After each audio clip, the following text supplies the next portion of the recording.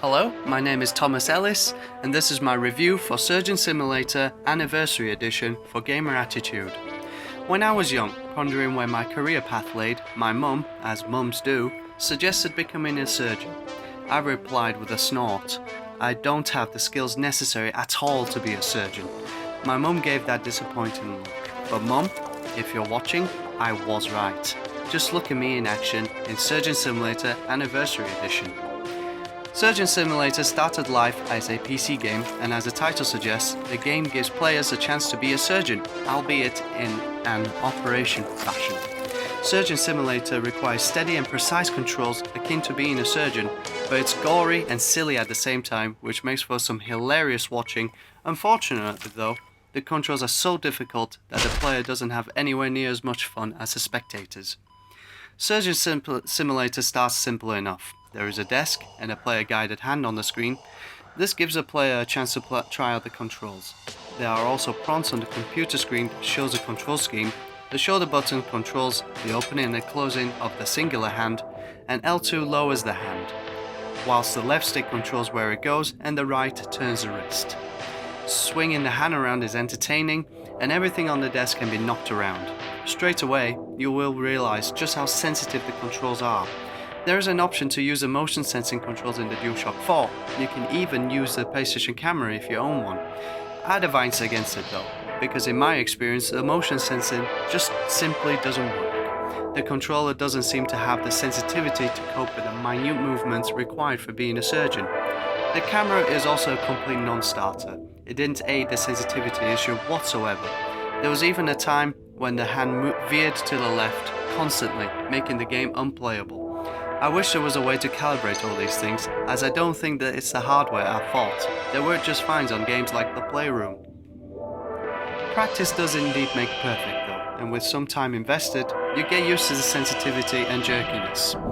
But not to the point where you will become a world-class surgeon and score an A++ on every level. I found myself only just passing most levels and only after losing many patients. Don't misunderstand me though, because there is fun to be had. I enjoyed the challenge of thinking which tool would be best for which job. To crack ribs open so I can access a heart that needs transplanting, I used a saw, an electric circular saw, and finally decided that the hammer was best suited for the grisly task. To actually get to the heart, a lung had to be removed, and yanking it out, then tossing it aside callously was quite sadistic and funny. The sense of achievement that comes when you actually manage to complete the surgery is massive, because it felt like such a labor-intensive and gargantuan job. That's regardless of your final score. There are lots of nice touches too. The surgeon's watch displays the actual time. Trouble is that it falls off amazingly easy into cavities and preventing surgery from being a success. Because the controls are so finicky, you'll find yourself picking up everything but you meant to, which just adds to the hilarity. For instance, picking up a glass beaker instead of the scalpel. Even if you manage to pick up the scalpel, you might not even be holding it properly, so you have to twist and turn to get the same result. Using scissors to sever connecting tissue is just plain violent, because the action is reduced to constant stabbing. There are even times where you'd accidentally nick yourself with a needle that triggers a psychedelic trip, which doesn't fade away anytime soon. Throw in some crazy backgrounds like back of ambulances and even spaceships with alien autopsies, and you do have quite a funny game on your hands, but it all gets bogged down with the seemingly impossible controls.